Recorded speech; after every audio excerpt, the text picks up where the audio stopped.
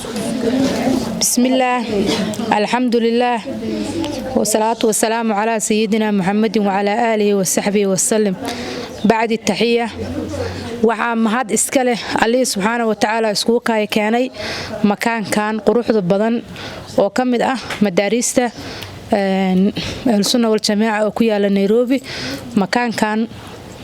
oo la yiraahdo Baytul Ashaacira oo kamid ah meelaha diinta Islaamka lagu faafiyo gaar ahaan madaarista Ahlusunna wal Jamaaca. ayadoo ay maanta tahay ay kamid tahay maalmihii bishii quruxda badnayd ee Mawlid soo socotay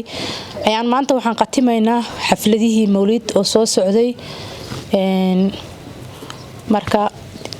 waxaan soo dhaweynaynaa walaalaha quruxda badan oo ka soo qayb galay dhammaan martida ardayda hooyooyinka waalidiinta kulligiin waa mahadsantihiin soo dhawaada xafladeena ayaan furanaynaa waxaa jira mawaacido gabdhaha ayaa wacdin doona saliyaal ayaa la qaadi doona insha Allah haddana waxaan ku furfuranaynaa saliga ashraful anaamka ilaahay idmo gabdhaha yaryar noo qaada